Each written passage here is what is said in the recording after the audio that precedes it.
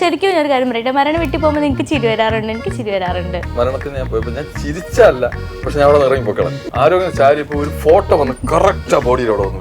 അപ്പൊ അവിടെ നിന്ന് കരഞ്ഞിരുന്നത് ആ വന്ന് ഗൾഫിൽ നിന്ന് കാണാൻ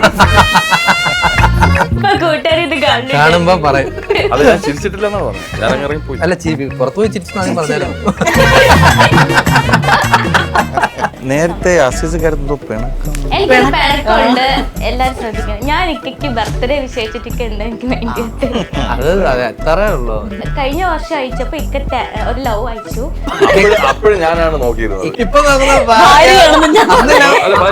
ഇതൊരു ഇൻഫർമേഷൻ കൂടിയാണ് കാണുന്നവർക്ക്. അതെ അതെ ബഹുമാനപ്പെട്ട പ്രേക്ഷകരോ, എന്റെ ഭാര്യയുടെ കയ്യിലാണ് ഇൻസ്റ്റ. ഇക്ക എന്തൊക്കെ ഇങ്ങനെ വേർക്കുന്ന പോലെ. എനിക്ക് പ്രശ്നമൊന്നുമില്ല, എന്ത് തോന്നുന്നു. ഇല്ല, ശരിക്കും അത് എനിക്ക് അത് ഞാൻ തന്നതായിരിക്കാം, എനിക്ക് അത് ഓർമ്മയില്ല. അത് കഴിഞ്ഞു. നമ്മൾ അടുത്ത ചോദ്യത്തിലെത്തി. എന്നാ പറയൂ. ഇത്രയും ടെൻഷൻ, ഒരു ലവ് അങ്ങോട്ട് ഇട്ടതിന് എന്തൊരു ടെൻഷൻ. ഇതിൽ ഏറ്റവും കൂടുതൽ ഗ്ലിസറിങ് ആയിരുന്നു. പഞ്ചായത്ത് കൊതുക് അടിക്കുന്ന അതുപോലായിരുന്നു. ഒരു 3 മിനിറ്റ് സീന് 5 ദിവസം ഷൂട്ട് ചെയ്ത്. എന്നിട്ട് പിറ്റേന്നോട്ട് പറയും അത് ശരിയായില്ല കേട്ടോ. അത് അതിനെക്കാട്ടിലും നന്നായിട്ട് ബിബിൻദാസ് വിളിക്കുന്നു. കേട്ടോ, കള്ളം പറഞ്ഞത്. സത്യം. ജോൺമോൻ വന്ന് എന്നെ ഒറ്റ ഇടി എന്താ ചെയ്തു വെച്ചിരിക്കുന്നത്. ജോമോൻ പറഞ്ഞ ഞാൻ പറഞ്ഞ അവള് ജോമോനാണെന്തോ. ബിബിൻ ഡയറക്ട് ചെയ്ത ഷോർട്ട് ഫിലിം ഉണ്ട് 5 സഞ്ചിയാൻ. യഥാർത്ഥത്തിൽ അതിനകത്ത് നായകനായിട്ട് എന്നെയാണ് വിളിച്ചത്. എന്റെ അഹങ്കാരത്തിൽ ഞാൻ ഷോർട്ട് ഫിലിമോ ബിബിൻ ഡയറക്ട് ചെയ്യുന്ന സമയത്ത് വേറൊരു മൂടാണ് കേട്ടോ. ദർശനെ കൊല്ലും. ദർശനെ മുഖത്തൊന്നും വരുന്നില്ലല്ലോ, ആ ഇത്രയൊക്കെ മതി. ആ കുഴപ്പമില്ല, ഡബിങ്ങിന് പിടിക്കാം. അറിഞ്ഞൂടാത്ത ആൾക്കാർ കേട്ടാലോ വിഷമോ. പക്ഷെ അതങ്ങനെ സിജു ശരീരമണി അനങ്ങി പണിയെടുത്ത ശരീരം അനങ്ങി. അതായത് ജോമോൻ വേറൊരു റേഞ്ചാ. ജോമനൊക്കെ അതല്ലേ, ഇവ അതല്ല എന്നൊക്കെ പറയുന്ന ഒരു ക്യാരക്ടർ. പക്ഷെ ഇതിൽ പണിയെടുത്താലേ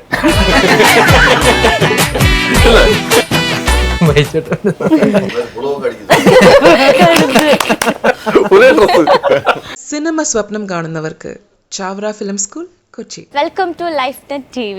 ഇന്ന് എൻ്റെ കൂടെ ഉള്ളത് ജൂൺ 13 റിലീസാവണ വ്യസന സമേത ബന്ധുമിത്രാദികളുടെ ക്രൂ ആണ്. അപ്പൊ എല്ലാവർക്കും നമസ്കാരം. നേരത്തെ അസീസ് കരുതോ പിണക്കം എനിക്കൊരു പിണക്കമുണ്ട്, എല്ലാരും ശ്രദ്ധിക്കണം. ഞാൻ ഇക്കയ്ക്ക് ബർത്ത്ഡേ വിശേഷിച്ചിട്ട് എന്താ എനിക്ക് വേണ്ടിയിട്ട് അത് എത്രേ ഉള്ളൂ. പക്ഷെ ഇക്ക കണ്ടു. പക്ഷെ മുന്നേ ഞാൻ കഴിഞ്ഞ വർഷം അയച്ചപ്പോ ഇക്ക ഒരു ലവ് അയച്ചു.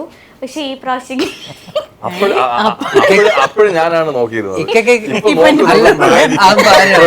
എന്റെ ഒരു സുഹൃത്തല്ല, നമ്മളൊരു അനിയൻ ഇപ്പൊ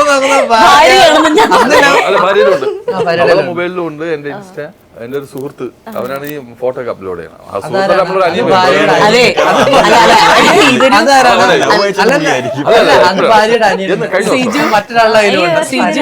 ഇതൊരു ഇൻഫർമേഷൻ കൂടിയാണ് കാണുന്നവർക്ക്. ഭാര്യയുടെ കയ്യിലും എന്റെ എനിക്ക് പേഴ്സണലി പണ്ട് മുതലേ പ്രേക്ഷകരോ, എന്റെ ഭാര്യയുടെ കയ്യിലാണ് ഇൻസ്റ്റ. ഭാര്യയുടെ കയ്യിലാണ് ഇൻസ്റ്റയും. കാരണം ഞാൻ കള്ളപ്പെടുവനാ നിങ്ങൾ കണ്ടോ ഇത് കഷ്ടപ്പെട്ട് അയച്ചു. എനിക്ക് ഭയങ്കര ഇഷ്ടം. അല്ല അതിന് താഴെ ലവ് ഉണ്ടല്ലോ. ഇല്ല അത് കഴിഞ്ഞ പ്രാവശ്യം അയച്ചതില്ല. മോളെ അല്ലല്ല അതിന് താഴെ ലവ് ഇത് പക്ഷെ ഇതുപോലെ ലവ് തരാറുണ്ട്. ഓ അങ്ങനെ. താങ്ക് യു എന്നെങ്കിലും പറയാറുണ്ട്. റിയാക്ഷൻ വേണ്ട, റിപ്ലൈ വേണം എന്നാ ഉദ്ദേശിച്ചത്. കാരണം എനിക്ക് ഭയങ്കര ഇഷ്ടമുള്ള ഒരു നടനാണ് ഇക്ക. ഇക്ക എന്താ ആലോചിക്കാൻ മനസ്സിലായി ഇതിന്റെ റിയാക്ഷൻ എന്തായിരിക്കും എന്നല്ലേ. വീട്ടിലോട്ട് പെട്ട ചിന്തകള് പോയി. ഞാനിനി ഇല്ല, എനിക്ക് ഭയങ്കര ഇഷ്ടമുള്ള ഒരു നടനാണ്. അപ്പൊ വീട്ടിൽ പണ്ടേ കോമഡി ഷോ ഇക്ക എന്തൊക്കെ ഇങ്ങനെ വേർക്കുന്ന പോലെ. എനിക്ക് പ്രശ്നമൊന്നുമില്ല, എന്ത് തോന്നുന്നു. ഇല്ല, ശരിക്കും അത് എനിക്ക് അത് ഞാൻ തന്നതായിരിക്കാം, എനിക്ക് അത് ഓർമ്മയില്ല. അത് കഴിഞ്ഞു. നമ്മൾ അടുത്ത ചോദ്യത്തിലെത്തി. എന്നാ പറയൂ. ഇത്രയും ടെൻഷൻ, ഒരു ലവ് അങ്ങോട്ട് ഇട്ടതിന് എന്തൊരു ടെൻഷൻ. എന്റെ ചേച്ചിയുടെ മോള് പ്രായമുള്ളത് അല്ല, ആ ലവ് അല്ല, ഇപ്പൊ പഴയ കൊറേ ലവ് ഇട്ടതൊക്കെ പോകുമായിരിക്കുമല്ലോ ഇപ്പൊ. ഒരിക്കലും ഞാൻ ലവ് എന്ന് പറഞ്ഞാൽ പ്രശ്നം ടെൻഷൻ. ഇടാൻ വേറെ ഒന്നുമില്ല. മറ്റേ ഇങ്ങനെ ഉണ്ട കണ്ണൊക്കെ വെച്ചുള്ള സാധനം ഇടണം. വെള്ളിറങ്ങിയിട്ട് ഫോൺ വിളിക്കും, ഇന്റർവ്യൂ എന്റെ വൈഫില്ല, ഭയങ്കര ഫാമിലി മാനാ. കഴിഞ്ഞാൽ അന്നേരം വീട്ടിൽ പോടാ വീട്ടിൽ ശരിക്കും പോടാ. അതാണ്. ഞാൻ കണ്ടു കാണൂല കേട്ടോ, അതാ ഞാൻ തന്നെ. അല്ല മറ്റേ ചെറിയ ഇതൊന്നുമില്ലേ? ഇങ്ങനെ പിടിച്ച് എനിക്ക് വിഷമം, ഞാൻ റീപ്ലൈ കൊടുത്തില്ലെങ്കിൽ. ഇക്ക, അത് പോട്ടെ, കുഴപ്പമില്ല. ഇക്ക, എനിക്ക് thank you അല്ല അവർക്ക് വിഷമായതോ? ആർക്ക് എനിക്ക് ഭയങ്കര ഞങ്ങൾക്ക് കണ്ട് ഇക്കയ്ക്ക് വിഷമായ പോലെ ഞാൻ മൈൻഡ് ചെയ്തില്ല എന്നുള്ളപ്പോ എനിക്ക് വിഷമായി പോയി സീരിയസ്ലി. ഇനി ഇനി ഇനി നമുക്ക് തിരിച്ചു പടത്തിലേക്ക് വരാം. അത് ബർത്ത്ഡേ വിട്, പടത്തിലേക്ക് വാ. ഇങ്ങനെ തന്നെയാണ് ചേച്ചി ഇക്ക. ഇങ്ങനെ തന്നെയാണ്. ഇത് കുറച്ചുകൂടി രസമാണെങ്കിൽ നോബിച്ചേട്ടനും കൂടി നോബിയും പറഞ്ഞ ക്യാമറ ഓഫ് ആവും. ഞാൻ പക്ഷെ അത് എക്സ്പെക്ട് ചെയ്തിട്ടുണ്ട്, നോബിച്ചാരനെ എക്സ്പെക്ട്. കാരണം ഇവര് കോമഡി സ്റ്റാർസ് മുതലൊക്കെ നോബി കറുത്ത ഷർട്ടിൽ അങ്ങനെ വാങ്ങാൻ വേണ്ടി പോയി. ഇവര് വ്യസന സമയത്തായോണ്ടെന്ന് എല്ലാരും ബ്ലാക്ക് ഓവറോൾ ഒരു മൂവിയെ കുറിച്ച് പറയാനാണെങ്കിൽ ഞാൻ അസിസിക്കോടെ തന്നെ ആദ്യം ചോദിക്കാണ്. യഥാർത്ഥത്തിൽ ഒരു കുടുംബത്തിൽ നടക്കുന്ന ഒരു സംഭവമാണ്. അവിടെ നടക്കുന്ന രസകരമായിട്ടുള്ള കുറെ, പക്ഷെ ഈ രസകരമായിട്ടുള്ള സംഭവമാണെങ്കിൽ പോലും ഇതിന്റെ കാമ്പെന്ന് പറഞ്ഞാൽ ദുഃഖകരമായിട്ടുള്ളൊരു സാധനമാണ്, ഒരു മരണമാണ്. അതാണ് വ്യസന സമ്മേതം ബന്ധുമിത്രാദികൾ എന്ന് പറയുന്ന. ഇതിനെ അഭിനയിച്ച് വന്നും പോയവരും ചെറിയൊരു സാധനം ചെയ്തവർ പോലും രജിസ്റ്റർ ആവും. അതാണ് ജാസ്മിൻ. ഇവൻ എന്ന് പറഞ്ഞാൽ ഇവൻ ഭാഗ്യമുള്ളൊരു കലാകാരനായിട്ടാണ് ഞാൻ മനസ്സിലാക്കിയത്. കാരണം എന്ന് പറഞ്ഞാൽ നോബിക്ക് ഡേറ്റ്, 2 പടത്തിന്റെ ഡേറ്റ് അങ്ങോട്ടും ഇങ്ങോട്ടും മാറിപ്പോയി. മാത്യുവിന്റെ പടത്തിന്റെ ക്ലാഷായി. നോബിക്കുള്ള പല സാധനങ്ങളും ഇവരാണ് ചെയ്തത്.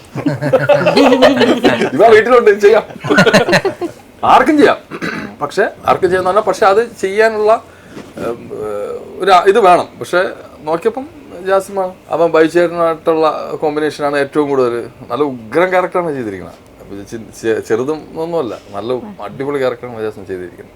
ശരിക്കും ഒരു കാര്യം പറയട്ടെ, മരണ വീട്ടിൽ പോകുമ്പോൾ നിങ്ങൾക്ക് ചിരി വരാറുണ്ട്, എനിക്ക് ചിരി വരാറുണ്ട്. മരണ വീട്ടില് സിറ്റുവേഷൻ ആകെ ഒരു സിറ്റുവേഷൻ, ഞാൻ ചിരിക്കാറില്ല. ആ ബോഡിയോട് ബഹുമാനം കാണിക്കാം. അല്ലല്ല, ഇപ്പൊ തന്നെ ചിരിക്കും, ഒരിക്കലും ചിരിക്കാം. ഇനി ആര് മരിച്ചാലും എനിക്ക് ചിരി വരില്ല. പക്ഷെ ഒരു അതായത് കണിയാപുരം പെരുമാതുറ എന്ന് പറഞ്ഞ സ്ഥലമാണ് നമ്മുടെ ട്രിവാൻഡ്രത്ത്. അവിടെ ഒരു മരണത്തിന് ഞാൻ പോയപ്പോൾ ഞാൻ ചിരിച്ചല്ല, പക്ഷെ ഞാൻ അവിടെ നിന്ന് ഇറങ്ങി പൊക്കളഞ്ഞു. കാരണം അവര് ബോഡി കിടക്കുന്നു, ഞാനവിടെ നിൽക്കുന്നു, ആരോഗ്യം ചാരിയപ്പോൾ ഒരു ഫോട്ടോ വന്ന് കറക്റ്റ് ആ ബോഡിയിൽ അവിടെ വന്ന് വീഴും. അപ്പൊ അവിടെ നിന്ന് കരഞ്ഞിരുന്നു, ദാ വന്ന് ഗൾഫിൽ നിന്ന് കാണാൻ. സത്യം മോന്റെ ഫോട്ടോ, ആരെ ഫോട്ടോ തോന്നുന്നു, അച്ഛനാണ് കണ്ടത്. ദാ വന്ന് ഗൾഫിൽ നിന്ന് കാണാൻ ഫോട്ടോ ചാടി നിന്നതാണ്. ഞാന് നമുക്ക് എന്തെങ്കിലും ചെയ്യാൻ പറ്റുമോ, അതൊന്നും മൈൻഡ് ചെയ്യാതെ നോക്കി നിന്നിട്ട് ഞാൻ അങ്ങനെ എന്റെ ഒരു കൂട്ടുകാരന്റെ ആരുമാണ് മരിച്ചത്, അങ്ങനെ പോയതാ. ഇപ്പൊ കൂട്ടുകാർ ഇത് കാണുമ്പോ പറയും, കരയുമ്പോ. ഞാനെല്ലാം പേരൊന്നും പറഞ്ഞിട്ടില്ല. അല്ല, ആ ഫോട്ടോ വീണ് എല്ലാ വീണ്ടും മേടിച്ചില്ലല്ലോ. അത് ഞാൻ ചിരിച്ചിട്ടില്ല എന്നാണ് പറഞ്ഞത്. ഞാൻ അങ്ങനെ ഇറങ്ങി പോയി. അല്ല, പുറത്തു പോയി ചിരിച്ചു ആദ്യം പറഞ്ഞാലോ. എനിക്ക് പുറത്ത് ചിരിച്ചില്ലേ, പക്ഷെ ചില ആക്ടർ നമ്മൾ ചിരിക്കും.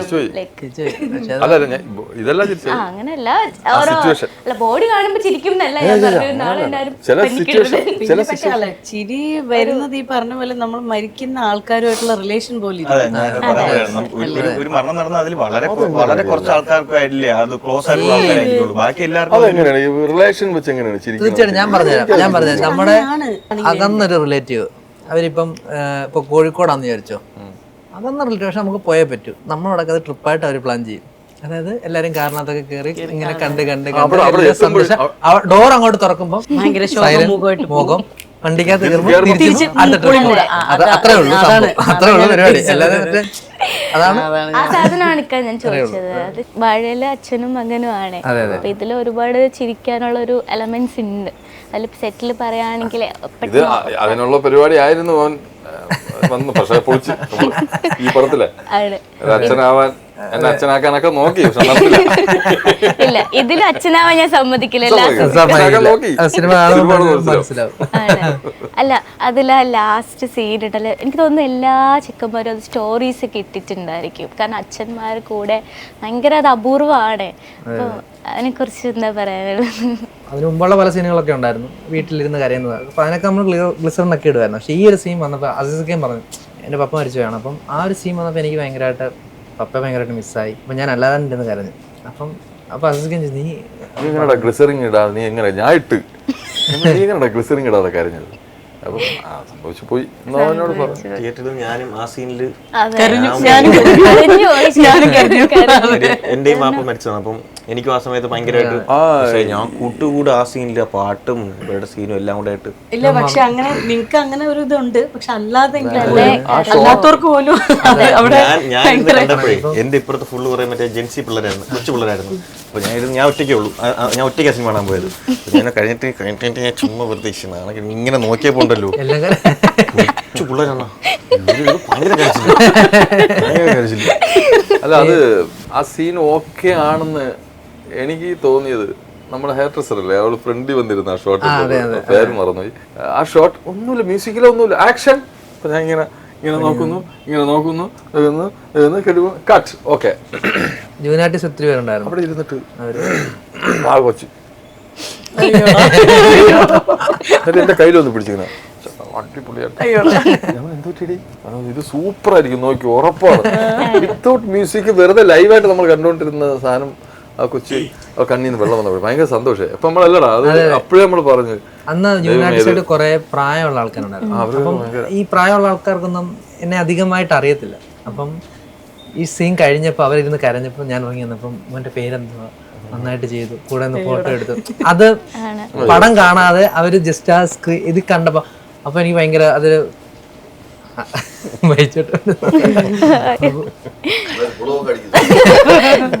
നമുക്ക് ജോയിൻ ചെയ്യാൻ ബ്ലാക്ക് വൈറ്റ് എല്ലാവരും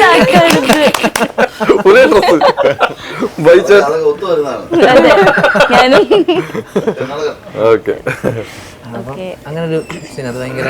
പിന്നെ അത് കഴിഞ്ഞിട്ട് വ്യസന സമയത്തിന്റെ ലൊക്കേഷൻ അമ്മ ഷൂട്ട് കാണാനൊക്കെ വന്നായിരുന്നു, അനശ്വരയൊക്കെ കാണാനൊക്കെ ഉണ്ട്. അപ്പം ഒക്കെ കാണാനും അങ്ങനെ വന്നപ്പം മമ്മിക്ക് ഭയങ്കര, എന്റെ പപ്പ മരിച്ചതാണ്. അപ്പൊ മമ്മിക്കും ഭയങ്കര ഇമോഷണലി ഈ സീൻ ഭയങ്കരമായിട്ട് എപ്പൊ കണ്ടാലും കരയും. അപ്പൊ മമ്മി വന്ന് ചസ്സൊക്കെ കെട്ടിപ്പിടിച്ച് കുറെ നേരം കരഞ്ഞു. കാരണം അവാർഡ് ഇനി ഇല്ല, സത്യസന്ധമായിട്ട് പറയാം. എനിക്കത് ഭയങ്കരമായിട്ട് അത് ഫീൽ ചെയ്തിട്ടുണ്ടെങ്കിൽ അമ്മ എന്നെ വന്ന് കെട്ടിപ്പിടിച്ച് ഇങ്ങനെ കരഞ്ഞു കുറേ നേരം. എനിക്ക് ഭയങ്കര സങ്കടമായി. എല്ലാരും കരയിപ്പിക്കാതെ. വിപിൻ ഡയറക്ട് ചെയ്യുന്ന സമയത്ത് വേറൊരു മൂഡാണ് കേട്ടോ. അത് ഇപ്പൊ എനിക്ക് ജയ് ഹേലാണ് വിപിൻ ഡയറക്ട് ചെയ്തത്. പിന്നെ വാഴയിലൊക്കെ ആനന്ദായിരുന്നു. അപ്പൊ ഇതില് ഈ വേറെ വിപിൻ ആ വിപിൻ ഡയറക്ട് ചെയ്യുന്ന സമയത്ത് ഇങ്ങനെ ഇരിക്കും. അപ്പൊ നമ്മൾ അഭിനയിച്ചുകൊണ്ടിരിക്കുകയല്ലേ, കട്ട് പറയില്ല. അപ്പൊ നമ്മൾ അഭിനയിച്ച് കഴിഞ്ഞ് റിയാക്ഷനും കഴിഞ്ഞ് ഇനി ഒന്നുമില്ല, എല്ലാം കഴിഞ്ഞിട്ട് വിപിനെ ഇങ്ങനെ നോക്കുമ്പോ ആ ഓക്കെ ഓക്കെ നമ്മളെ മനസ്സിനെന്തായാലും. പക്ഷെ അത് വിപിനെ അറിയാന്നുള്ളൊരു ആ ഓക്കെ ഓക്കെ എന്ന് പറയുമ്പോ ദർശനെ കൊല്ലും. ദർശനെ മുഖത്തൊന്നും വരുന്നില്ലല്ലോ, ആ ഇത്രയൊക്കെ മതി, ആ കുഴപ്പമില്ല ഡബിങ്ങിന് പിടിക്കാം. എന്നിട്ട് ഡബിങ് സ്യൂട്ടിൽ പോയിട്ട് പറയും ആ അന്ന് പറഞ്ഞ് ഡബിങ് പിടിക്കാം, ഇപ്പൊ ഡബിങ്ങും പോരല്ലോ ദർശനെ. പക്ഷെ പെട്ടെന്ന് അറിഞ്ഞൂടാത്ത ആൾക്കാർ കേട്ടാലോ വിഷമം. പക്ഷെ അതങ്ങനെ അത് പക്ഷെ എന്താ പറയാനുള്ള ഡയറക്ടർ സാറിനെ കുറിച്ച്? നമ്മൾ ഇതിന്റെ ഡയറക്ടർ ബിപിൻ ദാസ്, പ്രൊഡ്യൂസർ ബിപിൻ ദാസ്. എനിക്ക് അപ്പോഴേ അല്ല ഞാൻ എടുത്ത് പറയണം, കാരണം വേറെ ഒന്നും കൊണ്ടല്ല. നമ്മുടെ ഈ വാഴ ഇറങ്ങിയ സമയത്ത് എല്ലാവരും വിചാരിച്ച ബിപിൻ ദാസാണ് ഡയറക്ട് ചെയ്തത്, ബിപിൻ ദാസ് പ്രൊഡ്യൂസ് ചെയ്തു, പക്ഷെ ആനന്ദാണ് ഡയറക്ട് ചെയ്തത്. അപ്പൊ നമുക്ക് ഇത് എടുത്ത് പറയണം. അതുകൊണ്ടാണ് അവന്റെ പടത്തിൽ അവന്റെ മനസ്സിൽ നമ്മൾ വ്യസന സമയത്ത് എന്ന് പറഞ്ഞ ആ സംഭവം ഉണ്ട്. നമ്മൾ കയ്യിൽ നിന്ന് ഒരു കൗണ്ടർ പറഞ്ഞാൽ പോലും വേണ്ട, പോട്ട് ബൈച്ചോട്ടം പറഞ്ഞാൽ പോലും സീനിയർ എന്ന നിലയിൽ ശരിയായിട്ട് എടുക്കാം എന്ന് പറഞ്ഞു. പക്ഷെ എഡിറ്റിംഗ് ടേബിളിൽ വന്നപ്പോൾ അവന്റെ ആ എഴുതി വെച്ച സ്ക്രിപ്റ്റ് അല്ലാതെ, അതിനകത്തുള്ള വരികളല്ലാതെ ഒരൊറ്റ സാധനം പോലും ചില എന്തെങ്കിലൊക്കെ പക്ഷേ ചില സീനില് വാക്കുകൾ മാറ്റാൻ സമ്മതിച്ചില്ല. നമ്മുടെ ഡൈനിങ് ടേബിൾ സീനിലൊക്കെ ഒരു 3 മിനിറ്റ് സീന് 5 ദിവസം ഷൂട്ട് ചെയ്ത് നൈറ്റ്. എന്നിട്ട് പിറ്റേന്നോട്ട് പറയും അത് ശരിയായില്ല കേട്ടോ. സജീവ് സഭാനുണ്ട്, ഇവർ രണ്ടുപേരും കൂടെയാണ്. അപ്പൊ സജീവ് വന്നിട്ട് അളിയാ ഇത് ഇങ്ങനെ നമ്മുടെ നിനക്ക് പറ്റൂടാ, എനിക്ക് പറ്റണം. 5 ദിവസം ഷൂട്ട് ചെയ്തു. സജീവ് സഭാൻ എന്ന് പറഞ്ഞാല് നമ്മുടെ അറിയാൻ വഴിയുണ്ട്. സന്മനസ്സുള്ളവർക്ക് സമാധാനം പണ്ടൊരു ഏഷ്യാനെറ്റ് ഒരു സീരിയൽ ഉണ്ടായിരുന്നു, അതൊക്കെ ഇത് കാണുന്നവർക്ക് അറിയിക്കാം. അതിനകത്തെ കപ്പ്യാരാണ് സജീവ് സഭാൻ. ഇതിന്റെ ക്രിയേറ്റീവ് ഡയറക്ടറാണ്. ഇതിൽ നല്ലൊരു ക്യാരക്ടർ ചെയ്തിട്ടുണ്ട്. അതായത് നമ്മുടെ ഇതിന്റെ ഡയറക്ടർ ബിപിൻ ഡയറക്ട് ചെയ്ത ഷോർട്ട് ഫിലിം ഉണ്ട് 5 സഞ്ചിയാൻ. യൂട്യൂബിലുണ്ട്. അതിനകത്ത് നായകൻ, യഥാർത്ഥത്തിൽ അതിനകത്ത് നായകനായിട്ട് എന്നെയാണ് വിളിച്ചത്. എന്റെ അഹങ്കാരത്തിൽ ഞാൻ ഷോർട്ട് ഫിലിമോ ഞാൻ ഷോർട്ട് ഫിലിം ഇപ്പൊ ചെയ്യുന്നില്ല, ഇപ്പൊ സിനിമ സംബന്ധമായിട്ടൊക്കെ പോകുന്നോണ്ട് അപ്പൊ സോറി ഒന്നും വിചാരിക്കരുത്. ഇല്ലേക്കാ കുഴപ്പമില്ല. എന്നിട്ട് ഞാൻ ഈ ഷോർട്ട് ഫിലിം കണ്ടിട്ട് സജി സബാനെ വിളിച്ചു. നമ്മൾ എന്ത് സംഭവം ഇത്, ആറ് ഡയറക്ടർ, അല്ലെ ഞാൻ നമ്പർ ഇടാ വെളിയിടാ. ഞാൻ വിളിച്ച ഉടനെ തന്നെ അസീസിക്ക എന്റെ നമ്പർ ഉണ്ടോ? ഞാൻ വിളിച്ചായിരുന്നു, അസീസിക്ക ഈ ക്യാരക്ടറാണ് ഇതായിരുന്നോ ഇതായിരുന്നോ പക്ഷെ കറങ്ങി ഭൂമി എന്ന് പറഞ്ഞാൽ കറങ്ങി തിരിഞ്ഞ് വരുന്നതല്ലേ. പക്ഷെ ആ ഒരു പടം വന്നപ്പോ അതിനകത്തൊരു മുഖ്യ കഥാപാത്രം എന്റെ കയ്യിൽ വന്നു ചേർന്നതാണ് ദൈവാനുഗ്രഹം എന്ന് പറയാം. സത്യം ആ ഷോർട്ട് ഫിലിമിൽ ജോമോൻ ഉണ്ടായിരുന്നു, പിന്നെ ജോമോൻ അതിലുള്ള കുറെ ആൾക്കാരും ഇതിലുണ്ട്. ആ സെറ്റിലൊരു കോമഡി എലമെന്റ് എന്തെങ്കിലും ഒന്ന് പറയോ? അയ്യോ, ഇപ്പൊ ചേട്ടനോട് ചോദിക്കാനാണെങ്കിൽ ബൈജു ചേട്ടന്റെ കൂടെ നിന്നിട്ട് ഒത്തിരി കാര്യങ്ങൾ കിട്ടി. വഴക്കൊക്കെ കിട്ടാറുണ്ടോ? വഴക്ക് വഴക്കൊന്നും, പക്ഷെ പറഞ്ഞു തരും കേട്ടോ. ഇപ്പോൾ ഞാനൊരു സീൻ ചെയ്തപ്പോഴത്തേക്കും അതിൽ ബൈച്ചേട്ടൻ ഇല്ല, ബൈച്ചേട്ടൻ വെറുതെ ഇരിക്കുകയാണ്. അപ്പം ഞാൻ സാധനം ചെയ്തപ്പോഴത്തേക്കും ഡേ വാ എന്ന് പറഞ്ഞ് വിളിച്ചു. ഞാൻ അടുത്ത് വന്നപ്പോഴത്തേക്കും എന്തിനാ ഇത്ര സ്പീഡ് പറയുന്നത് എന്തിനാ? പയ്യെ പറഞ്ഞാൽ പോരും, ഇന്നലെ മര്യാദ ചെയ്താണല്ലോ, പയ്യെ നിർത്തി പറ, എങ്കിലേ അത് ചെയ്യാൻ പറ്റൂ. സ്പീഡിന് പറഞ്ഞാൽ വെറുതെ ഡയലോഗ് പഠിച്ച് പറയുന്ന പോലെ ആയിപ്പോവും. അപ്പം അങ്ങനെയൊക്കെ പറഞ്ഞു തരും. ഇപ്പോൾ രസകരമായിട്ടുള്ള കാര്യമല്ലെങ്കിലും എനിക്ക് അങ്ങനെ കുറേ എക്സ്പീരിയൻസ്. പിന്നെ അസീസിക്കയുടെ കാര്യമാണെങ്കിൽ അസീസിക്ക ഓരോ സീനിന് മുമ്പ് ഞാൻ എന്താ വിട്ടേ അസീസിക്ക ഇങ്ങനെയാണ്, അത് അസീസിക്ക ഭയങ്കരമായിട്ട് ഭയങ്കര ഇതായിട്ടാണ് ചെയ്യുന്നത്. അസീസിക്ക ഭയങ്കരമായിട്ട് മെത്തേഡ് ആക്ടിങ് ആണ് അസീസിക്ക. അതായത് ഫുൾ ടൈം തമാശയൊക്കെ പറഞ്ഞിരിക്കും, പക്ഷെ ടേക്കിന് കുറച്ച് മുമ്പൊക്കെ ആകുമ്പോൾ അസീസിക്ക നൈസായിട്ടൊക്കെ മാറിപ്പോകും. എന്നിട്ട് അസീസിക്ക നമ്മൾ ചോദിക്കുമ്പോൾ പറയും ഇല്ലടാ ഞാൻ അവിടെ ഒന്നും ശരിയാവില്ല, കാര്യം ചിരിച്ചു കഴിഞ്ഞാൽ ചിലപ്പോൾ എൻ്റെ ഇത് വിട്ടുപോകും. അസീസിക്ക ബാക്കി ഫുൾ ടൈം ഇതിലൊരു കുറച്ച് വിഷമം പിടിച്ച പരിപാടിയാണ്. അസീസിക്ക ഫുൾ ടൈം അല്ലാതെ വെറുതെ ഇരിക്കുമ്പോൾ ഇങ്ങനെ കൈയും പിടിച്ച് ഇങ്ങനെ വിഷമിച്ചായിരിക്കുന്നത് ടേക്കിന് ഒരു കുറേ നേരം മുമ്പ്. അപ്പൊ അങ്ങനെയൊക്കെ ഓരോരുത്തരുടെ സൈഡിൽ നമുക്ക് ഓരോ കാര്യങ്ങളാണ് കിട്ടുന്നത്. അസീസിക്കയുടെ മുഖത്ത് ചിരി വരുന്ന ഒരു ഷോട്ട് പോലും സിനിമ ഫുൾ ടൈം ഒരു വിഷമത്തിലാണ്. പക്ഷെ എനിക്ക് ഭയങ്കര വിഷമല്ല, ഇവനൊക്കെ കിടന്ന ഇവനും ജോമോനും പിന്നെ വരുന്നവരും പോകുന്നവരും എല്ലാരും ഹ്യൂമറിന്റെ എലമെന്റ് ഇട്ടിട്ട് പോകുമ്പോൾ മുന്നേ അസീസിക്ക എപ്പോഴും പുറകിലത്തെ വാഴത്തോട്ടത്തിലുണ്ടാവും, അവിടെ പോയി നോക്കിയാൽ മതി. കുറച്ച് നേരം പിന്നെ ഒറ്റയ്ക്ക് അവിടെ വാഴത്തോട്ടത്തിൽ. ഇതിൽ ഏറ്റവും കൂടുതൽ ഗ്ലിസറിങ് ആയിരുന്നു, കാരണം എല്ലാവർക്കും കൊടുക്കണ്ടേ, ഇഷ്ടംപോലെ ക്രൗഡ് എല്ലാവരും കലഞ്ഞിരിക്കല്ലേ. മറ്റേ ഞാൻ നേരത്തെ എന്തോ പറഞ്ഞു, പഞ്ചായത്ത് മറ്റേ കൊതുക് അടിക്കുന്ന എങ്ങനെയാണ് സാർ? അയ്യോ പാവം, ഗ്ലിസറിൻ ഇട്ടിട്ടുള്ള കണ്ണൊക്കെ.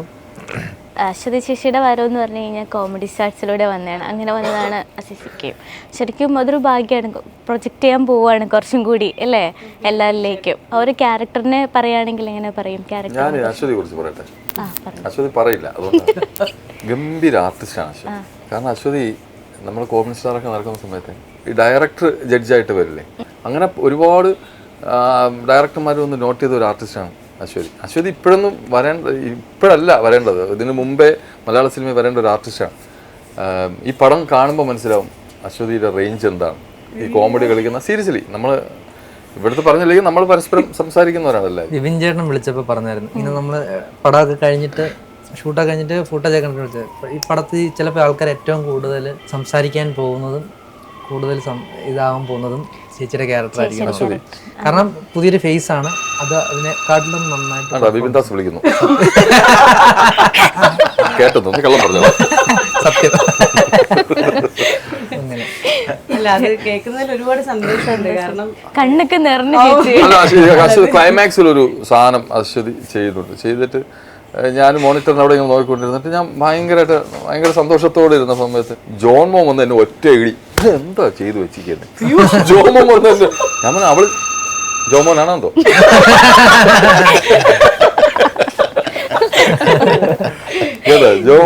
എന്ത് നീ എന്നെ ഇടിക്കണത് അവളെ പോയി. അല്ല, എനിക്ക് ഭയങ്കര സന്തോഷം. കാരണം ഈ പറഞ്ഞ പോലെ സിനിമ ഇറങ്ങുന്നതിന് മുന്നേ തന്നെ പ്രേക്ഷകർ എന്നെ സ്വീകരിക്കുന്നതിന് മുന്നേ തന്നെ എനിക്കൊരു അവാർഡ് കിട്ടിയ ഫീലാണ്. കാരണം ഇവരുടെ നമ്മുടെ ഫസ്റ്റ് കെട്ട് കഴിഞ്ഞ ഉടനെ തന്നെ വിപിൻദാസ് സാർ എന്നെ വിളിച്ചിട്ട് എന്നോട് സംസാരിച്ചു. ഇങ്ങനെ ഒരുപാട് ഇഷ്ടപ്പെട്ടു, ആ ക്യാരക്ടർ കറക്റ്റായിട്ട് വർക്കായി എന്ന് പറഞ്ഞിട്ട് എന്നെ വിളിച്ച് സംസാരിച്ചായിരുന്നു. ശരിക്കും പറഞ്ഞാൽ എന്നെ സംബന്ധിച്ച് എനിക്ക് അപ്പോഴേ അത് ഈ സിനിമ റിലീസ് ആവണതിന് മുന്നേ തന്നെ എനിക്കൊരു അവാർഡ് കിട്ടിയതുപോലെ അടുത്ത പറഞ്ഞ വാഴ 2 ഗംഭീര ക്യാരക്ടറാണ് ഞാൻ. വിളിക്കായിരിക്കും വിപിൻ, അറിയാലോ. അതെ അതെ വിപിൻ്റെ വിപിന്റെ പ്രത്യേകത എന്ന് പറഞ്ഞാൽ, അതായത് ഭയങ്കര, ഞാൻ കണ്ടിട്ടുള്ള ഭയങ്കര അപ്ഡേറ്റ് ആണ് വിപിൻ. കാരണം ഇപ്പൊ നമ്മൾ ആരെങ്കിലും വിപിനെ നമ്മളൊരു ഇങ്ങനെ ഒരു ആർട്ടിസ്റ്റ് ഉണ്ട്, ഒരു ചാൻസ് നോക്കാം, പിന്നെ ആ ഭാഗത്തായിട്ട് നോക്കണ്ട, എന്താ അവന് തോന്നണം ഈ ക്യാരക്ടറിന് ഇയാൾ ഓക്കെ ആണ് എന്ന് വിപിന് തോന്നിയാൽ മാത്രമേ ഇനി എത്ര പറഞ്ഞാലും ഞാൻ പറയാൻ പോവില്ല.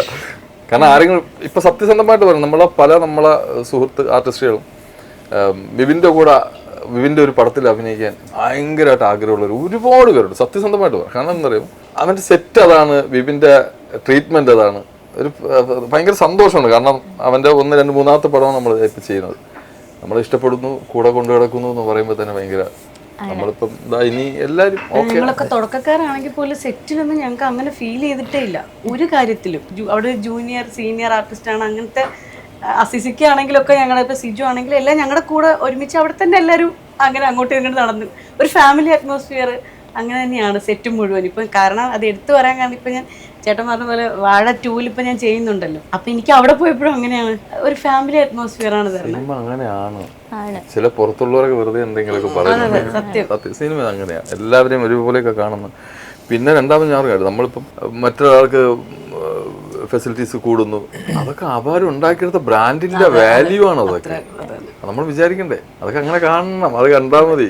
മറ്റൊരാൾക്ക് മറ്റത് കൊടുക്കുന്നു, ഇയാൾക്ക് കൊടുക്കുന്നു, വന്ന് ഇറങ്ങി വന്ന വണ്ടി മറ്റേ ഡോറിനകത്ത് തന്നെ വണ്ടി കയറ്റി അവിടെ നിന്ന് തന്നെ കയറി പോകുന്നു, നമ്മളങ്ങ് നടന്നു പോകുന്നു, കുറെ പരാതികളൊക്കെ കേട്ടിട്ടുണ്ട്. പക്ഷെ അതൊക്കെ അവരുണ്ടാക്കിയെടുത്ത ബ്രാൻഡിന്റെ വാല്യൂ ആണ്, കഷ്ടപ്പാടിന്റെ വില. അല്ലാതെ ആ സമയത്ത് അഭിനയിച്ച് അല്ലെങ്കിൽ ആ ഒരു പടത്തിൽ അഭിനയിച്ച് കിട്ടുന്ന ഇതല്ല, ഒരു വർഷങ്ങളായിട്ട് ഉണ്ടാക്കിയെടുത്തതാണ്.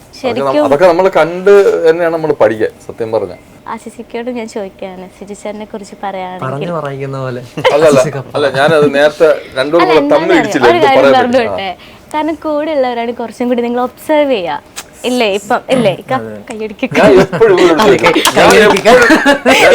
നീ പറഞ്ഞ കറക്റ്റാണ്, മോള് പറഞ്ഞ കറക്റ്റ്. ഞാൻ എപ്പോഴും ചോദിച്ചാ ഞാൻ എങ്ങനെ ഉണ്ടായിരുന്നു,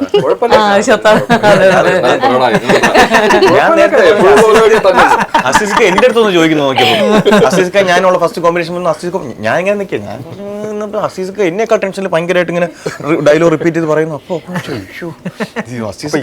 സിനിമ നമ്മൾ ചോദിക്കുമ്പോ നല്ലതാന്ന് പറഞ്ഞാലേ ശരിക്കും പറഞ്ഞാൽ ഞങ്ങൾക്ക് അതല്ല കേൾക്കേണ്ടത്, എന്തായിരുന്നു പ്രശ്നം എന്നുള്ളത് കേൾക്കാൻ വേണ്ടിയിട്ടാണ് നമ്മൾ ഈ ചോദിച്ചുകൊണ്ടിരിക്കുന്നത്. അസീസ്ക്ക് വന്നിട്ട് എന്റെ ഡയലോഗ് അത് കൊള്ളാമോ, അത് കൊള്ളാമോ, മാറ്റി മാറ്റി പറയാം, ഓരോ സാധനം മാറ്റി മാറ്റി പറയാം. എന്നിട്ട് ഒരെണ്ണം കേട്ടപ്പോഴത്തേക്കും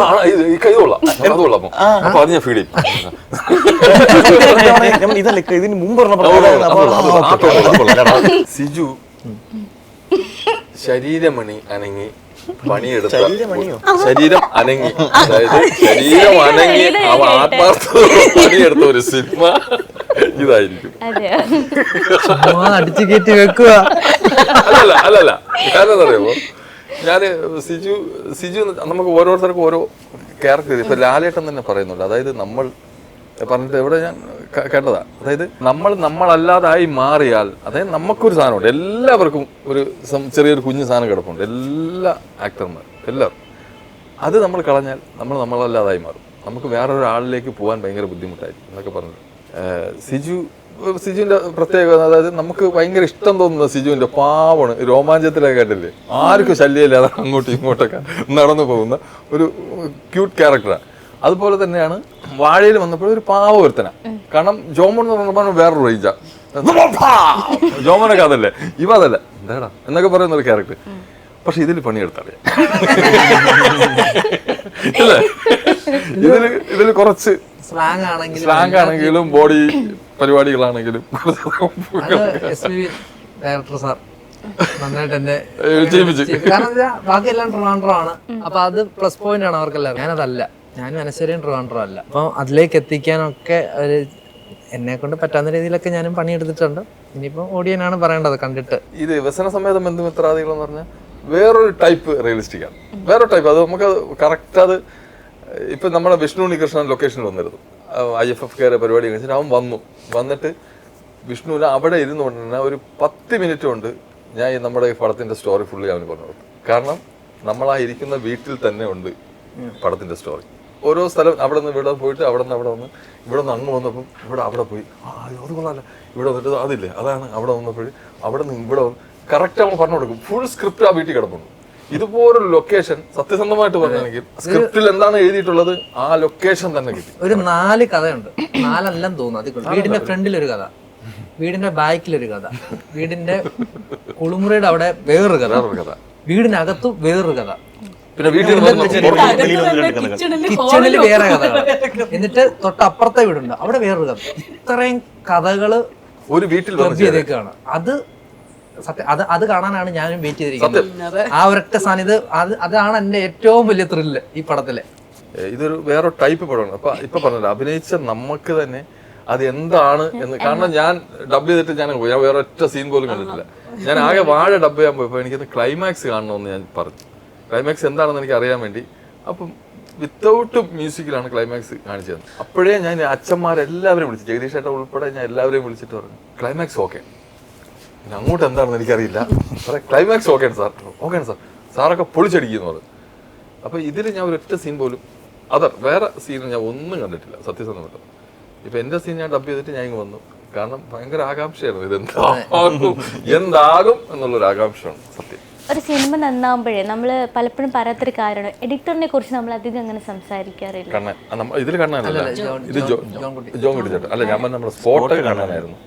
ജോൺകുട്ടി ചേട്ടൻ വാഴയുടെയും വാഴ 2-ന്റെ ഒക്കെ എഡിറ്റർ. ജോൺകുട്ടി ചേട്ടൻ ജയ ഹേരയൊക്കെ വാഴ അല്ലേ, വാഴയൊക്കെ ഗുരുവായൂർ ജോൺകുട്ടി ചേട്ടൻ ആണ്. അപ്പം ഒരു എഡിറ്ററിനെ കുറിച്ച് നമ്മള് ഗ്യാങ് വേറെ ആണല്ലോ.